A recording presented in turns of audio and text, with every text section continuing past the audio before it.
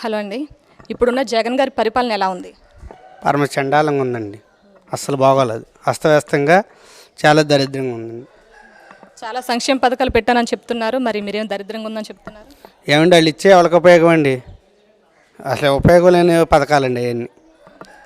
150 రూపాయలు వచ్చే current bill ఇప్పుడు 1500 1600 వస్తుంది.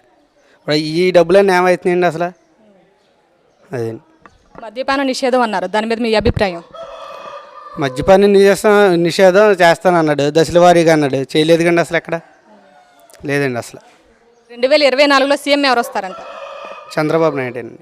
చంద్రబాబు నాయుడేనా? ఓకే. ఎమ్మెల్యేగా చింతమనేని ప్రభాకర్ అండి. టైగర్, మేము టైగర్ అని పిలుచుకుంటామండి ముద్దుగా. ఇప్పుడు వాళ్ళు 175కి 175 మాకే వస్తాయని చెప్పేసి కాన్ఫిడెంట్గా అంటున్నారు. ఎన్ని వస్తాయి అనుకుంటున్నారు? 170 అంటే 200 దాకా రావచ్చండి. అదండి వాళ్ళు అనుకుంటే అయిపోద్దండి అండి. 175 పక్కగా అనుకుంటే అయిపోద్దండి అండి. ఒకడోళ్ళు ఒకడోళ్ళు అలాగ అనుకుంటారండి. దాన్ని అసంభవం అండి అసలు. ఈసారి సీఎం అయితే చంద్రబాబు నాయుడు, ఇక్కడ మాకు దెందులూరు ఎమ్మెల్యే అయితే చింతమనేని ప్రభాకర్ గారు. అదండి. చంద్రబాబు నాయుడు అని చెప్పడానికి గల రీజన్ ఏంటి అసలు? ఆయన అభివృద్ధి చేస్తాడండి. ఈయన అభివృద్ధి లేదు, ఏమీ లేదు. పిల్లల భవిష్యత్తు ఉండదు రేపొద్దున. ఇప్పుడు చదువు అయిపోయిన వాళ్ళకి జాబులు ఏమీ లేవు. అమ్మఒడి పెట్టానని చెప్పంటున్నారు కదా, 15,000. అమ్మఒడి ఎందుకు ఉపయోగం అండి? అమ్మఒడి వీళ్ళు ఇచ్చే అమ్మఒడి దేనికి ఉపయోగం? దేనికి సరిపోతాయండి? చాలు అండి అసలు. అవన్నీ అనవసరం అండి. అవన్నీ అనవసరం అండి. ఇప్పుడు చదువుకున్న పిల్లలకే ఉద్యోగాలు లేవు, ఏమీ లేవు. వీళ్ళు వాలంటీర్ జాబులు ఇస్తున్నారు. 5,000 వాలంటీర్ జాబు దేనికి ఉపయోగం అండి? వాలంటీర్ జాబు ఉపయోగం లేదు. రేషన్ కూడా ఇంటింటికి అని చెప్పేసి పంపిస్తున్నాం అంటున్నారు. ఆ ఇంటింటికి వచ్చే రేషన్ గురించి ఏమంటారు అసలు? రేషన్ ఇంటింటికి అనేది ఉత్తిదేనండి. అవన్నీ జరిగే మాటలు కాదండి. అసలు లేదండి. ఆల్రెడీ స్టార్ట్ చేశారని చెప్పారు. అదే జరుగుతుందని చెప్పి అంటున్నారు కదా, ఇంటింటికి వస్తుంది రేషన్, మీరు బయటకు వెళ్ళాల్సిన పని లేదు అంటున్నారు. అసలు అది ఎంతవరకు, అంటే ఎలా ఉందనిపిస్తుంది ఆ ప్రాసెస్ మీకు? బాగుందా బాగాలేదా? అదేలేండి. ఇంకా 4 నెలల్లో ఎలక్షన్ వద్దుగా, 3 నెలల్లో అప్పుడు ఇస్తారేమంటండి. అయితే ఇంటింటికి తిరిగి లేదండి అసలు. ఇంకా ఎలాగో ఎలక్షన్ వచ్చేస్తుందిగా, వాళ్ళు ఏదైనా చెప్పుకుంటానండి, అబద్ధాలన్నీ అండి. అదండి. టీడీపీ జనసేన ఇప్పుడు పొత్తులతో వస్తున్నారు. పొత్తులతో వస్తే వీళ్ళిద్దరిలో ఎవరు గెలిచే ఛాన్స్ ఉంది? అంటే సీఎం ఎవరు అవుతారు? సీఎం చంద్రబాబు నాయుడేనండి. అది పవన్ కళ్యాణ్ గారే సీఎం చంద్రబాబు నాయుడు గారే ఒప్పుకున్నాడు కండి. అదండి. ఇద్దరిలో ఎవరు వచ్చినా సరే మీకు మంచి జరుగుతుందని అభిప్రాయం ఉందా? పక్కాగా మంచి జరిగిద్దండి. ఎవరు వచ్చిన వాళ్ళు మంచి చేసే వ్యక్తులు వాళ్ళిద్దరు కూడా. అదండి. ఓకే. నారా లోకేష్ యువగలం పాదయాత్రపై మీ అభిప్రాయం? నారా లోకేష్ గురించి ఏరే అడగవసరం లేదండి. ఆ జనాలే చెప్తారు, జనం స్పందనే చెప్పిద్ది. అదండి.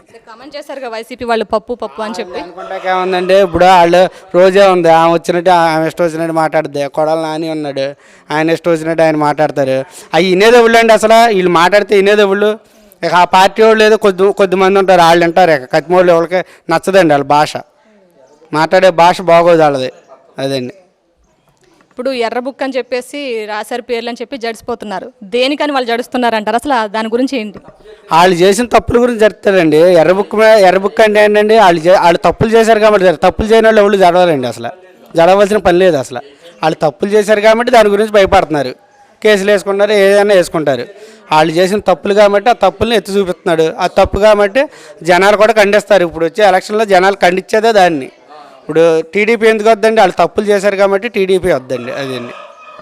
నారా లోకేష్ని ఇప్పుడు అరెస్ట్ చేయాలని చెప్పి వైసీపీ వాళ్ళు చూస్తున్నారు. దాని గురించి మీరు ఏమంటారు? వాళ్ళ వల్ల అయితే కాదండి. ఇప్పుడు చంద్రబాబు నాయుడుని అరెస్ట్ చేశారు. ఏం చేశారండి? ఆయన నిజం నిరూపించుకుని బయటకు వచ్చాడు. మళ్ళీ వెళ్తాడు. ప్రజెంట్ ఏదో హెల్త్ ఇష్యూ మీద బయటకు వచ్చాడు ఆయన. మళ్ళీ ఖచ్చితంగా వెళ్తాడు, జైలు పంపిస్తామని చెప్పి అంటున్నారు. వాళ్ళ కొరివి వాళ్ళు పెట్టుకున్నట్టేనండి. అలా చేస్తేనండి.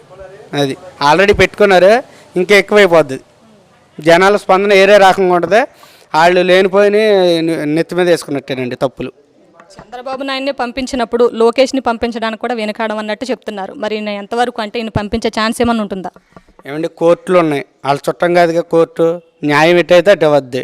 వీళ్ళు న్యాయం మంచోళ్ళు, ఎవరికి అన్యాయం చేయని వాళ్ళు నిజం నిరూపించుకుని బయటకు వస్తారండి.